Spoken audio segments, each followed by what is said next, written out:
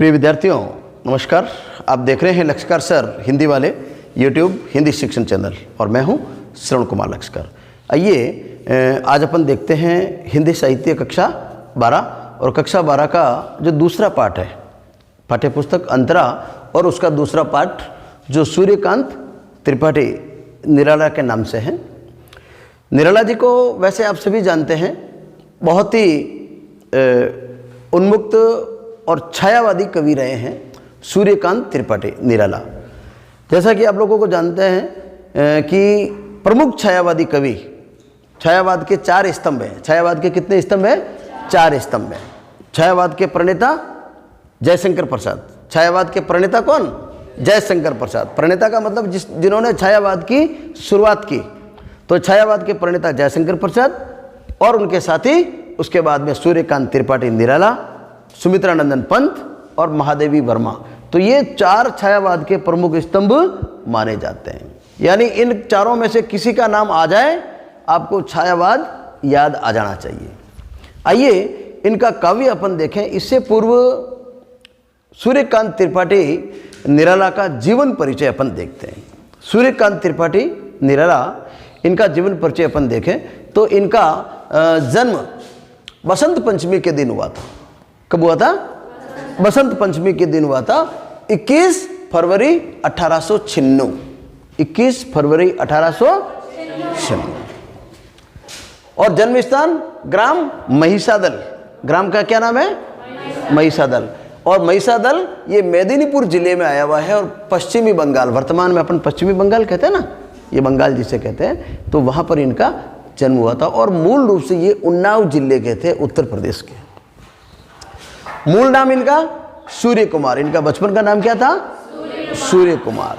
सूर्य कुमार था, तभी तो बड़े होकर जब वो बड़े साहित्यकार बने तो सूर्यकांत त्रिपाठी निराला बने। त्रिपाठी क्योंकि वो ब्राह्मण थे। पिता का नाम पंडित राम सहाय त्रिपाठी।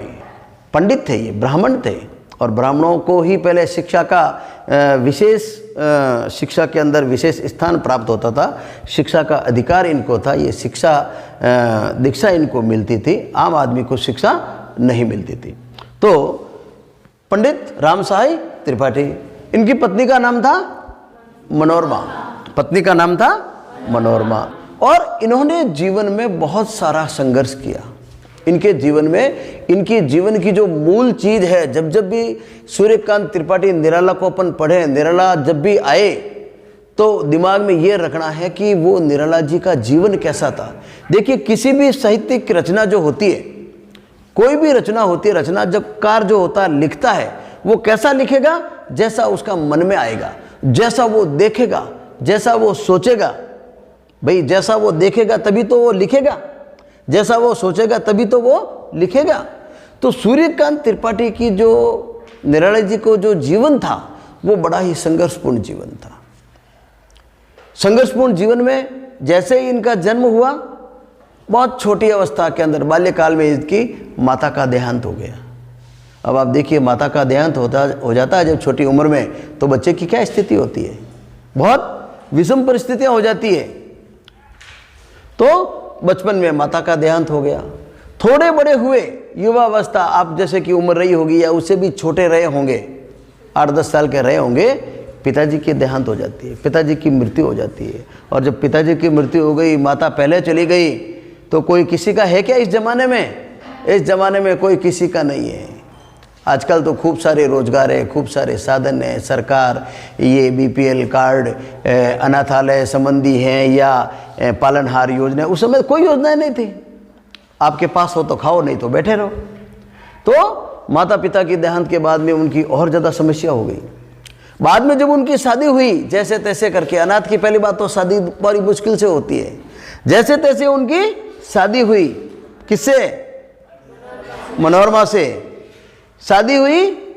शादी के बाद में बच्ची हुई, एक बच्चा हुआ। कुछ दिनों बाद में पुत्री हुई, बच्चे हुए और उसके बाद में पत्नी का देहांत हो जाता है। अब आप देखिए, युवावस्था के अंदर नई नई शादी हुई, 1-2 बच्चे हुए और पत्नी का देहांत हो जाता है, तो आदमी के ऊपर क्या गुजरती है?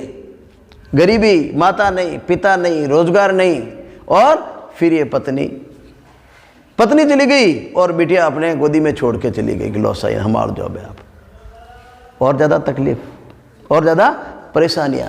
तो पत्नी की मृत्यु हो गई। पुत्र पुत्री के जन्म के बाद पत्नी का देहदान हो गया और पुत्री को जैसे तैसे उन्होंने बड़ा किया, पाल पोस कर पुत्री को माँ का भी प्यार दिया, पिता का भी प्यार दिया, भाई का भी प्यार दिया। पुत्री बड़ी हुई और इनकी पुत्री की जो शादी हुई उसकी भी अलग कहानी है, उसकी भी एक अलग कहानी है। अपन आगे पढ़ेंगे अगले पाठ में। तो उनकी पुत्री की शादी जो हुई वो भी एक विशिष्ट प्रकार से हुई थी, अलग प्रकार से शादी हुई उसकी। सामान्य शादियां जैसे होती है वैसी शादी नहीं हुई। अब पुत्री की शादी हो गई, पुत्री को ससुराल भेज दिया। थोड़े दिन बाद में पुत्री का भी देहांत हो गया, पुत्री का भी देहांत हो गया। इनकी पुत्री का नाम था सरोज। पुत्री का देहांत हो जाता है। अब आप देखिए जीवन में कितने संघर्ष ही संघर्ष। थोड़े थोड़े दिनों बाद में यदि इस प्रकार सभी साथी परिजन छोड़ के चले जाते हैं तो दुखी होते कि नहीं होते? तो ये जो दुख जो था सूर्यकांत त्रिपाठी निराला के जीवन में, जो दुख था वही दुख उनके साहित्य में दिखता है, वही दुख उनके साहित्य में दिखता है। तो छायावादी जो साहित्य होता है, छायावादी जो काव्य होते हैं, उसकी विशेषता आप हमारे पिछले वीडियो में जाकर जो छायावाद के बारे में पूरा एक वीडियो बनाए, छायावाद किसे कहते हैं, छायावाद की क्या विशेषता होती है, छायावाद में किन किन चीज़ों का समावेश होता है, प्रमुख छायावादी कवि कौन है, प्रमुख छायावादी रचनाएं कौन सी है, तो उसको आप वीडियो को आप जरूर पूरा देखें। तो छायावादी काव्य की विशेषता क्या होती है? उसमें अनुभूत जितनी भी अनुभूतियां होती है जीवन की, वो अनुभूति का दर्शन होता है, अनुभूति को काव्य में दिखाया जाता है। तो सूर्यकांत त्रिपाठी ने, निराला जी ने जीवन में क्या अनुभूति की? दुखों की, दर्द की, ये अनुभूति की। तो उनके काव्य में भी दुख दर्द दिखते हैं, उनके काव्य में भी क्या दिखते हैं? दुख दर्द दिखते हैं। इसीलिए इनको छायावादी काव्य कहा जाता है। तो ये हो गई इनकी जीवन में जो संघर्ष। ये सारी चीज़ें मैं आपको इसलिए बता रहा हूँ कि आपके परीक्षा के अंदर कक्षा 10, 11, 12 जिसमें भी सूर्यकांत त्रिपाठी निराला से संबंधित हैं, विशेषकर कक्षा 12 में, तो वहाँ पर आपको काव्यगत विशेषताएं पूछेंगे, लेखक का परिचय पूछेंगे, सप्रसंग व्याख्या पूछेंगे। और जब आप आगे जाएंगे, ग्रेजुएशन करेंगे, तो एक बड़ा विषय मिलेगा आपको, कंपटीशन की परीक्षाएं देंगे, तो निराला जी अपना आप में पूरा विषय है। तो इनके बारे में आपको जानकारी होनी चाहिए। अब इनकी चारित्रिक विशेषताएं, इनके चारित्रिक विशेषता, चरित्र में कौन कौन सी विशेषताएं थी? सबसे बड़ी विशेषता ये थी कि ये बड़े दुखी थे। दुखी क्यों थे मालूम पड़ गया? बड़े दुखी थे, व्यतीत थे पूंजीवाद के विरुद्ध, पैसे वालों के विरुद्ध, सेठ साहूकारों के विरुद्ध, क्योंकि वो अत्याचार करते थे, अन्याय करते थे, लोगों को लूटते थे, लोगों को चूसते थे, लोगों का शोषण करते थे। तो ये अन्यायियों के विरुद्ध थे, शोषणकर्ताओं के विरुद्ध थे, ठाकुरों के विरुद्ध थे। दुखी, व्यतीत, पूंजीवाद, शोषणवाद व अन्याय के विरोधी थे। ठीक है। अब इनकी प्रमुख रचनाएं देखते हैं। कई बार परीक्षा के अंदर आ जाता है कि इनकी प्रमुख रचनाएं कौन कौन सी है। तो इनकी प्रमुख रचनाओं के अंदर अपन देखें तो सबसे इनकी प्रमुख रचना है सरोज स्मृति। कौन सी है? सरोज स्मृति। सरोज कौन थी? इनकी पुत्री। उनकी पुत्री का जब निधन हो जाता है, बड़े मुश्किल से पाल पोस कर उन्होंने बड़ा किया था, जब वो बिल्कुल छोटी थी, जन्म हुआ था, जन्म से लेकर उसको वयस्क बनाया, बड़ी की, पाल पोस कर बड़ा किया, शादी की। शादी करने के बाद उसकी मृत्यु हो जाती है तो वो बड़े दुखी होते हैं। तो उन्होंने गीत लिख दिया पूरा, सरोज स्मृति। ये सबसे बड़ा शोक गीत है। कैसा गीत है भाई ये? शोक गीत।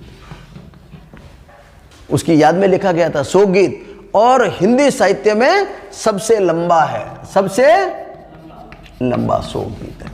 परीक्षा में यदि आपको पूछ ले कोई कभी जीवन में कि सबसे लंबा शोक गीत कौन सा है? सरोज स्मृति। किसने लिखा? सरोज कौन थी?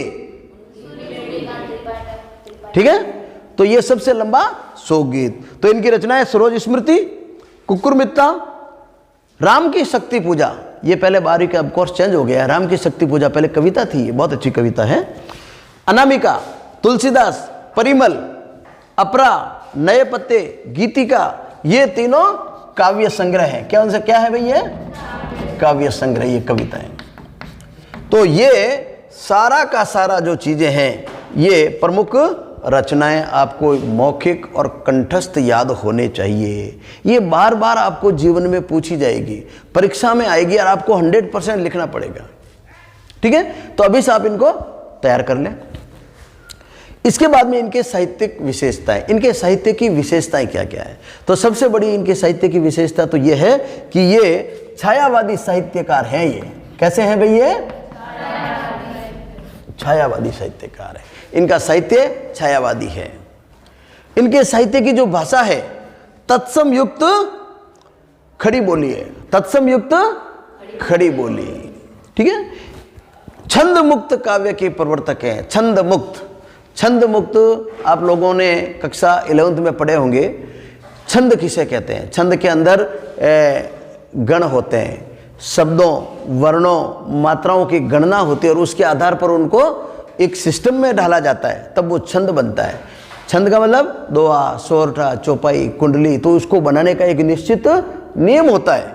मात्राओं की गणना की जाती है। यदि मात्रा एक भी इधर उधर है तो उसको गा नहीं सकते, उसको बोल नहीं सकते, उसमें रस नहीं आता, आनंद नहीं आता।